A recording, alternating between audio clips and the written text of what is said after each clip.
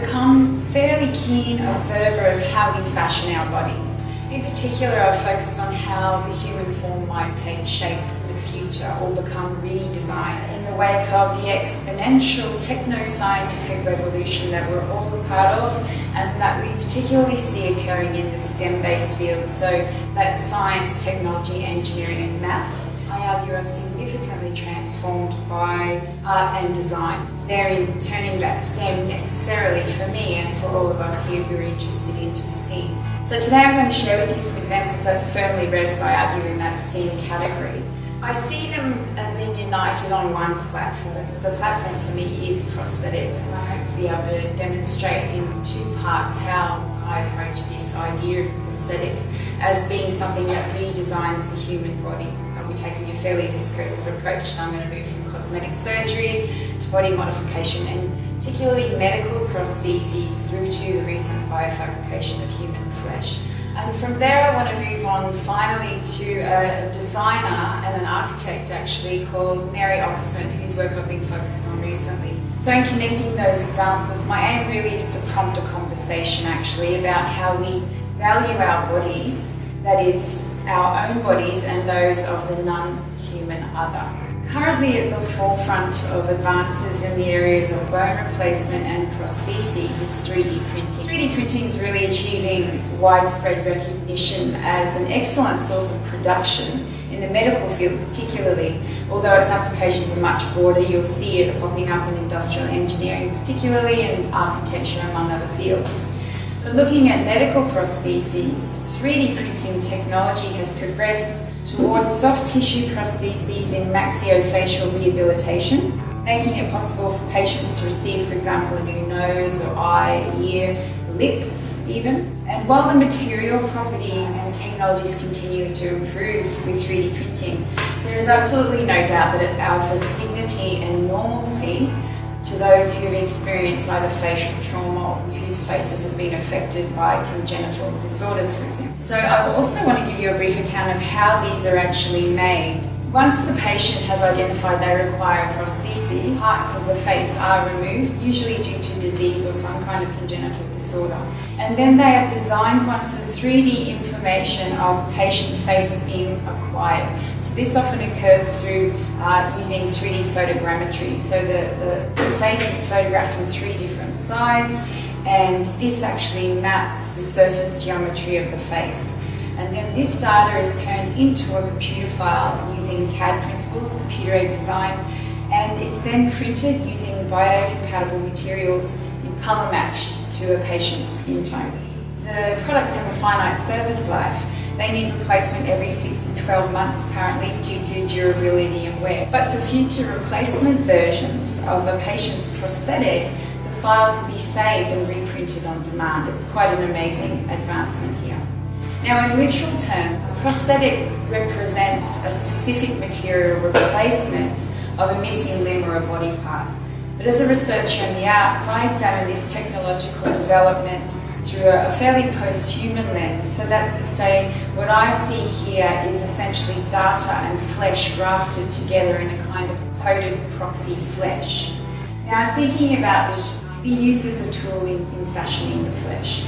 I've drawn upon a fairly well-known axiom from fashion theorist called Joanne Entwistle, and in particular her notion that dress is an embodied practice, a situated bodily practice. And she says that the body and dress operate dialectically, so dress works on the body, imbuing it with social meaning, while the body is a dynamic field in which dress is given life and fullness. Now, beyond the necessity for prostheses in medical patients, I want to speculate on their potential uptake for the purposes of aesthetic augmentation. To make a claim like this, it's necessary to consider some of the implications of this technology as a replacement for conventional cosmetic surgeries, where patients no longer commit to one look or style. So I'm suggesting that with 3D printed soft tissue prostheses or any other prostheses that are employed by the body, we no longer have to commit to that one look or style, but we can embody a range of features in a kind of fashioning of the flesh. So to this point, I note that the prosthesis, if anything, is worn Much like the garment that transforms the figure or the silhouette of the body, so too does the prosthesis transform your appearance. In this way, the analysis of fashion as a discursive domain that sets significant parameters around the body and its presentation can include the prosthesis, which is worn in an effort to pass within those parameters, even if it is applied in favour of normalisation and homogeneity, since we know that most prostheses are produced to mimic normal human morphology.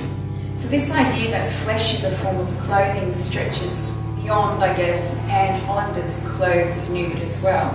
I'm not speaking here of naked, unruly or disruptive bodies. I'm talking about the body that's brought into social order by way of wearing clothing, but that cloth as flesh, transgressive bodies that subvert or flat fleshly conventions, because those of the normally discussed disabled bodies or bodybuilders or advocates for body modification, so things through piercing and scarification or even subdermal implants, they're the oft-cited ones. We all know about those.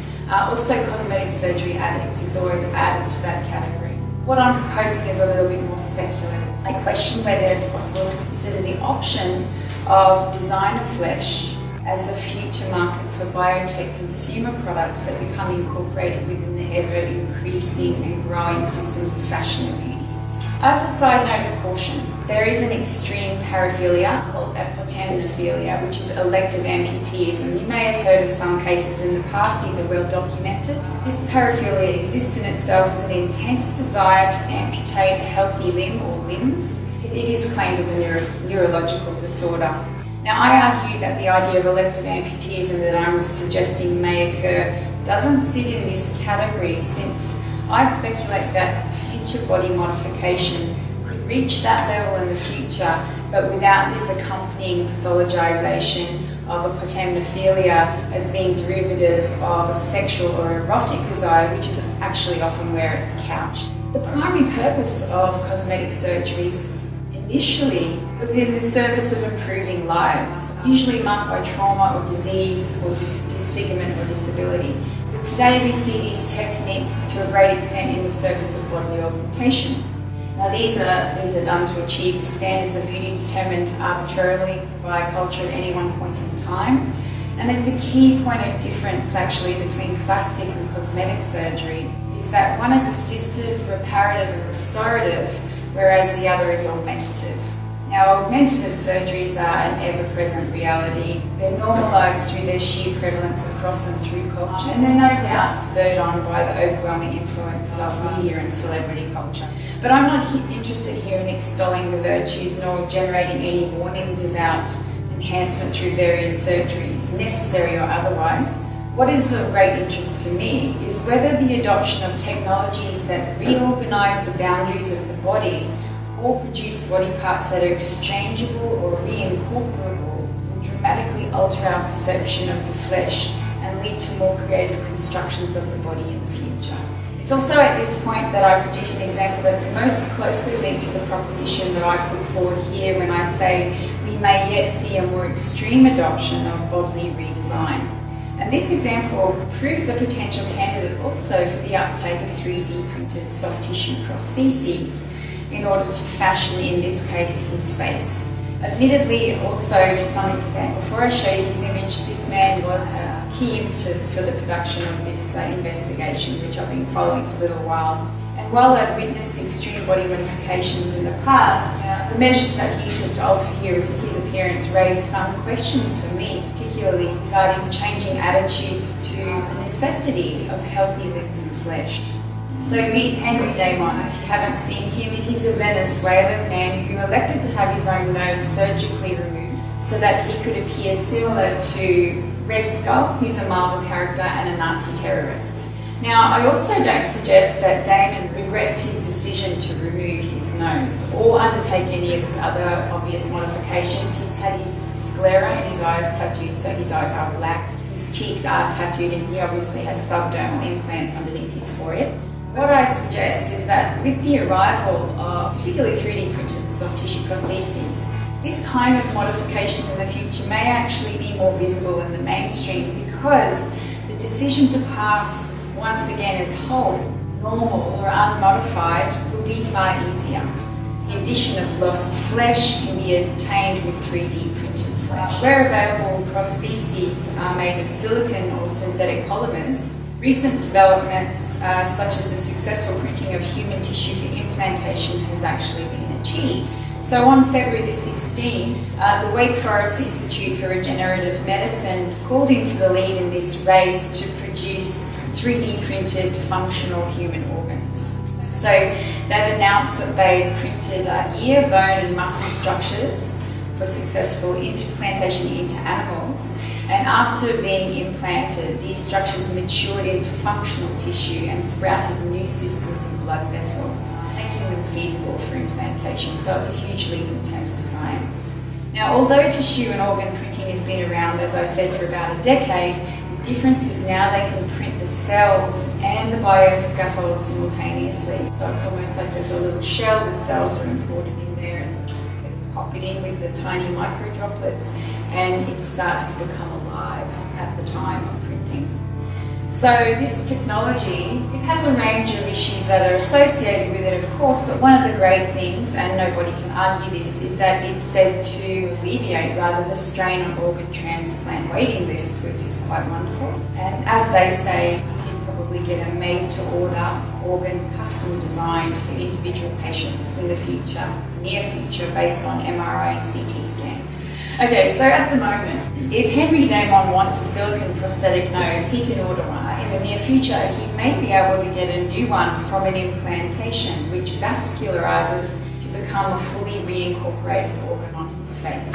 I wouldn't advise, as I said, you're getting rid of any unwanted body parts yet. There are challenges in bioprinting in terms of getting printed tissue to survive long enough to form blood vessels and nerves, which of course are important to otherwise fully integrate them within the body.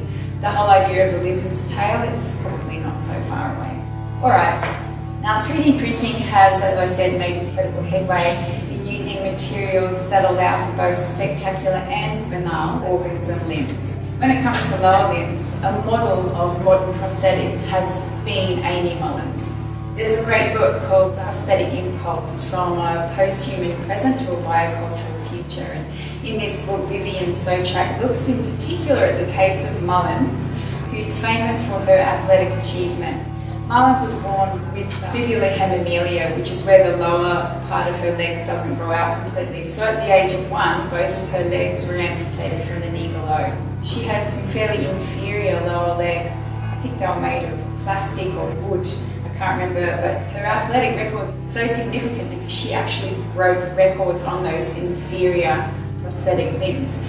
Now this is prior to getting what we now know as the Cheetah Legs. They were designed for Mullins in 1995. And the wonderful thing is that these are used by 90% of para-athletes today. So it's been a real significant shift in terms of the physical capabilities of people with disabilities, particularly in sport.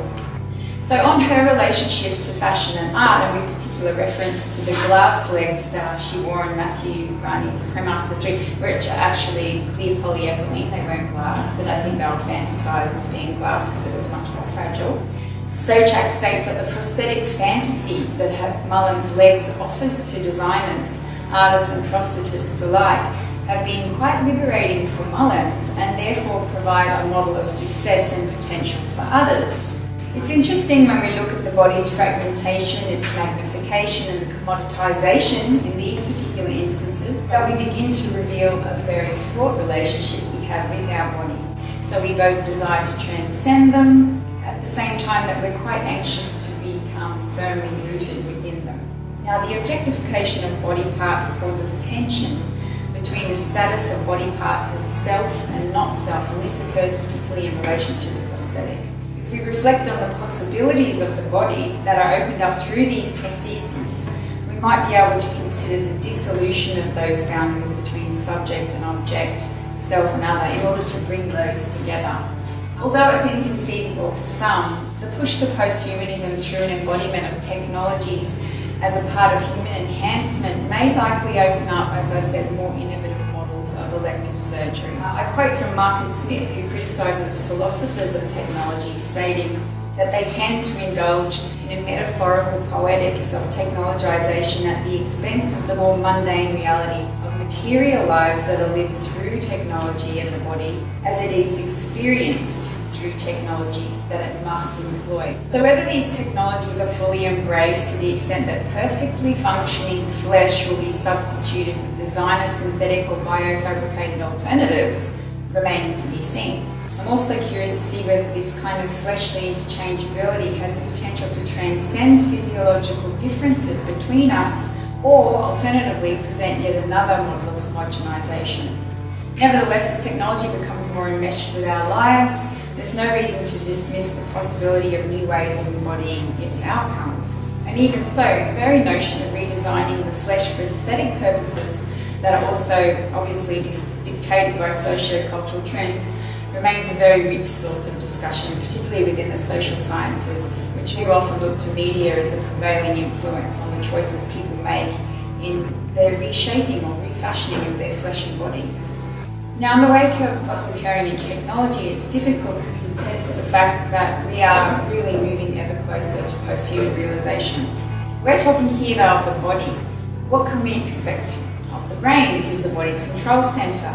Now, futurist Raymond Kurzweil predicts that we'll be able to directly connect our neocortex to the synthetic neocortex in the cloud by the 2030s. He's actually put a very specific date on it for us, 2029 I think it is, and he's very confident about his predictions. So the neocortex is actually at the top of the hierarchy in the brain, responsible for those more abstract processes of thinking. Kurzweil states that nanorobots small enough to be delivered via blood cells will be impregnated into your body, injected into your body, and via our capillaries travel to our brain and communicate with our neurons. This process is actually already happening, so it's not a fantasy. They do it with Parkinson's disease patients already. Now, here in the brain, these computers, these nanobots, will communicate wirelessly with the cloud, and here in the cloud they can multiply themselves 10,000-fold, accessing information from all the other data that exists there. So to put that more simply, your injected brain bots will be able to access all of recorded human knowledge. So while we consider the brain as an organ, its evolution is still determined by the limits of the human body. This only has so much space. We're not evolving that quickly. If we want to extend our reach again, perhaps into newer territories and take these bodies elsewhere, Kurzweil suggests we can download information, but it's going to be harder to physically evolve to suit environments that are otherworldly. But there is one designer that has recently produced a suite of objects that rather artfully visualise, I think, how this might be achieved. And this is the work of Neri Oxman, and this is her work, one of them, a detail of the Mushtari. So, modelled after the digestive, nervous, skeletal and integumentary systems, Neri Oxman's series, it's titled Wanderers and Astrobiological Exploration, presents a very imaginative set of prostheses designed for interplanetary destinations. It's claimed as the world's first wearable combining multi-material additive manufacturing technology with synthetic biology. The 4 devices were designed using generative growth algorithms, and these computational form generation processes mimic biological growth by generate these recursive forms over many iterations of the algorithm. The 4 in the suite, there are other versions, and I'll show you a couple later. They're called the Mushtari, which is a wearable for Jupiter, Zuhal, a wearable for Saturn, Otard, which is a wearable for Mercury, and Alpamar, which is a wearable for the Moon. Oxman's own material ecology site describes each in turn as a codex of the animate and inanimate with an origin and a destination. The origin being engineered organisms which multiply to create the wearable within 3D printed skins, and the destination being a unique planet in the solar system. The series represents the classical elements understood by the ancients to sustain life, that is, earth, water, air and fire, and offers their biological counterpart in the form of microorganisms engineered to produce life-sustaining elements. Each wearable is designed for a specific extreme environment where it transforms the elements that are found in the atmosphere to one of the classical elements supporting human life. Oxygen for breathing, photons for seeing, biomass for eating, biofuels for moving, and calcium for building. While the 4 devices were created within the same suite, Mushtari has actually been the champion of the series in testing how the wearable might house synthetic biology for an exchange of life-sustaining elements. Now, Mushtari, which means huge or giant in line with its intended destination, the planet Jupiter, it was exhibited at the end of last year in the Domestic Futures exhibition in Stockholm. It's been described as a single strand, as you'll be able to see, filled with living matter, inspired by the form and function of the human gastrointestinal tract. It's designed as an organ system for consuming and digesting biomass, absorbing nutrients and expelling waste. Peristaltic movement, which is perfect timing here, you can see it going through, of matter within the 3D printed translucent tracts is designed to support the flow of cyanobacteria, which is engineered to convert daylight into consumable sucrose. Now, beyond its appeal as high-tech biocouture, I was quite struck by its metastasized aesthetic. It appeared to me quite parasitic when worn on the body. However, these wearables are designed as prosthetic organs. They almost behave like a 21st century spacesuit. So the aim for the collection is to support life. Now, as I analysed the objects, I began to wonder when and if such devices are required, if they get there, there's going to be this kind of conundrum that occurs of incorporation. What if incorporation occurred? What if it shifts toward interpenetrating systems or shared membranes with the human body, or concorporate systems to form mutually constitutive bodies, right? If this were to occur, our skins would become a site of not only physical but psychical interchange with the prosthetic in the life that it hosts. So while they remain experimental and speculative, a question for me remained is what would occur if the body presented as a parasite to something that it created? There's a great writer called Margaret Shildrick, and she offers a view that parasite speaks of a putative insult to an ideal of bodily self-determination. The long-held view that we are sovereign and discrete selves sealed into the singularity of our own skins has undergone a radical rethinking as we now know that we play host to a huge volume of internal and external non-human symbionts. In this knowledge, our corporeal boundary becomes disrupted. It's indistinct, it's extended, and it's extendable. Oren Katz and Yonat Zer from Symbiotica provide a very useful definition for thinking about the extended body, and I quote them in saying, "The extended body can be seen as a unified body for disembodied living fragments, set to draw attention to the need for re-examining current taxonomies and hierarchical perceptions of life. The extended body is by no means a fixed, scientifically binding order. It's rather a soft, artistic and conceptual view of the subject of technologically mediated and augmented life," unquote. Even so, the sharing of organs may constitute an invasion of sorts. In her book, The Posthuman, Rosie Braidotti emphasises the non-human vital force of life, which she codes as Zoe, as the dynamic, self-organising structure of life itself.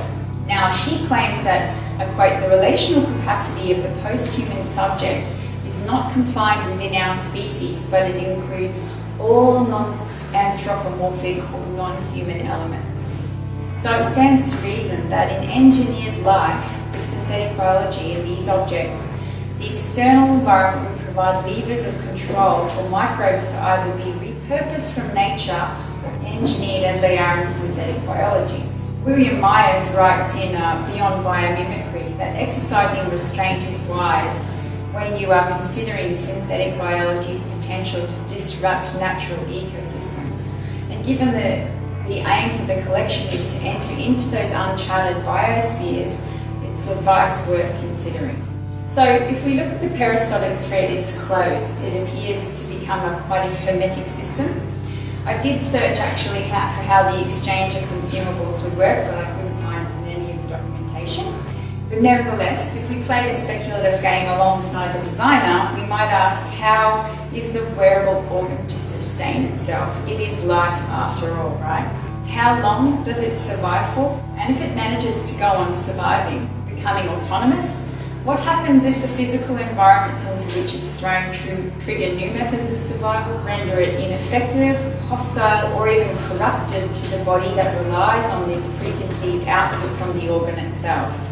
Perhaps if we become parasitic to our wearable organs, the site of the body itself becomes the Anthropocene, no longer able to support the evolution in progress. It survives, we die. If it's the organ that achieves the status of parasite, it's likely to be discarded, destroyed or replaced at will, rendering it killable but not murderable, or in Foucauldian terms, it's made to live and let die.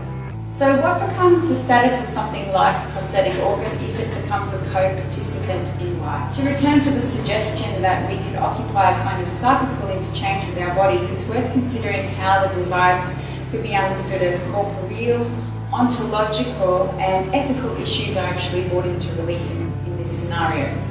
A more positive line of inquiry might be to ask if its utilitarian aim could bypass the analytical challenges of race, colonialism and slavery, for example.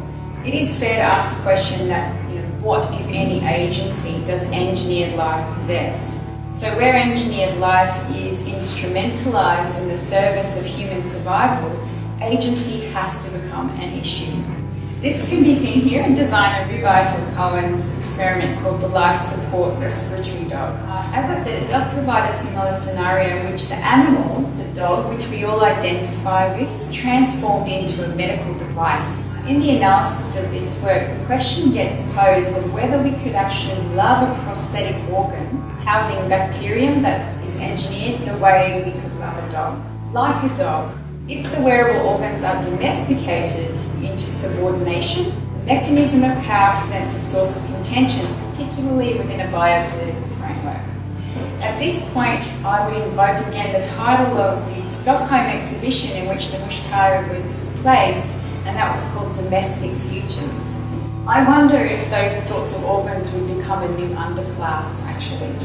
It's possible to see how Foucauldian biopolitics intersects here with the concept of species being put forward by Karl Marx all that time ago, where the forces of capital become a regime of biopower and the transfer of forms of energy derived from the prosthesis become a form of alienated labour. Nick Dyer-Rutherford, he puts it plainly when he says, a species being in politics cannot adhere to a fixed image of the human. It should rather admit mutation, evolutions that spring new senses and extensions of the body. So what's needed here is a re-articulation of the ethical and political relation beyond the boundaries of what we usually call the subject. I wonder if we can think of these organs as Donna Haraway might, as a companion, interdependent or collaborative species, shifting away from a simplistic and convenient subject-object dualism. In fact, the real conditions under which the Wanderers series of conceived fits Katz and Zer's description of a semi-living class of existence, where the organisms contained in the prostheses are, quote, fragments of the body. Valenti Pandolowski also adds to the discussion, stating that any analysis directed toward the semi-living thing has to take into account the virtue of its content, the enabling circumstances for its existence, as well as the wider cultural meaning. Semi-living thing has to be viewed through the lived experience, the lived space, the lived body, lived time, and the lived other. Even though it's the wider cultural meaning that ultimately determines how we anticipate the prostheses, it's likely, though, to be the economic and political forces that allow or restrict access to it. So here I entertain the idea that prosthetic organs modelled on an unidentifiable other could enable us perhaps to transcend corporeal difference. That's a very tall order to ask. The biomorphic aesthetic of the Wanderers collection comes with a degree of liberatory potential. It's divested of race and culture. Apart from factors such as size, health and genetic anomalies, human organs upon which the series is based, they're all equal. However, while the wearable organs may have the potential to escape those sorts of things, as well as the environmental declension happening on the home front, which is why we've gone elsewhere to wear them, they are still subject to the economic, political and cultural conditions of human life that compete and cause tension. And while the non-profit experimental approach to the creation of the works rests at its core, Braidotti reminds us of the market forces that trade on life, human and non-human. So what these speculative objects highlight is how capitalist interests and class inequities will remain problems for future production of resources for survival. Since we know that capitalism is a game of haves and have-nots, very simply, access to life support through prosthetic organs will become an economic matter unless something, of course, changes. As with any life-saving device, patents occur, it's filtered through corporations and distributed to those who can afford it. Now, while the prosthetic organ may transcend, as I said, popular difference amongst humans, they will still be subject to its ideological biases and bases. Now, while the call of the microbial can't yet be heard, art and science continue their line of experimentation toward a potential evolution and co-evolution, and into a new way of thinking about our bodies, heralding them as a site of co-production and cooperation. There's a writer called Ingeborg Reitler, and she says that the task of art and science is to intervene in human experience by imposing an ordering structure upon it. Then, she says, it should also be possible for art and science to re-establish this balance in society that we're looking for, or at the very least, exercise, as Katz and Zer say, a care and compassion in regard to the other, living, being, human, non-human, or other. So as artists and designers are increasingly using living systems for production, particularly in tissue engineering and synthetic biology, we need to continue asking questions to interrogate the motivations behind the developments of biotechnologies that are anticipating very significant changes in the human. And while it's obvious that there's a degree of imagination going on here in the scenarios that I've put forward today, I think it's better to speculate about these possibilities than not do anything at all. I hold hope then that the speculative practices being undertaken in art and science can give rise to a paradigm shift in life's other ordering structures, which is the social, the political, the economic, and of course the cultural.